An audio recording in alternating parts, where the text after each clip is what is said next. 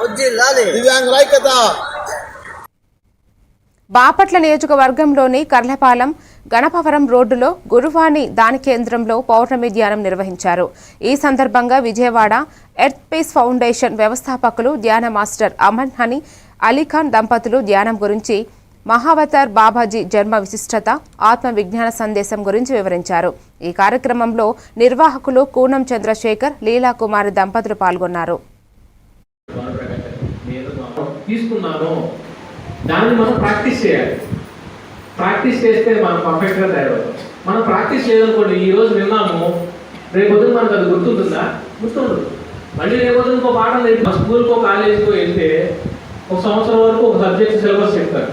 Next ఇయర్కి మళ్ళీ syllabus మారిపోతుంది.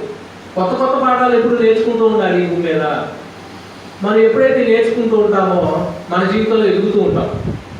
ఇప్పుడు మన జీవితంలో ఏమైనా వచ్చిందనుకోండి, అది నేర్చుకోకపోతే ఏమవుతుంది? మరలా దాన్ని నేర్చుకోవడం కోసం ఇక్కడే ఉండాల్సి ఉంటుంది.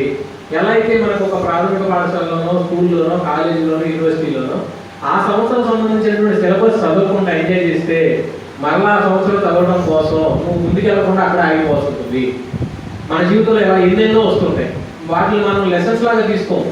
నాకు నచ్చలేదా బాబు వద్దని చెప్పేసి కోపంతోనో, ద్వేషంతోనో, అహంకారంతోనో, దుఃఖంతోనో, బాధలతోనో, రకరకాలైనటువంటి అరిషడ్ వర్గాల్లో ఏదో పరిచయం అవడంతోనే ఒక మిరాకిల్ నా లైఫ్లో. ఏంటి అంటే ఆవిడ ముస్లిం, నేను హిందూస్ అప్పుడు. సో అయితే నాన్నగారు ఒక ఎక్స్పీరియన్స్ చెప్పారు. ఏంటి అంటే ఇట్లా కార్తీక వలసమారాధన జరిగింది కొండపల్లి జిల్లాలో. బాపట్ల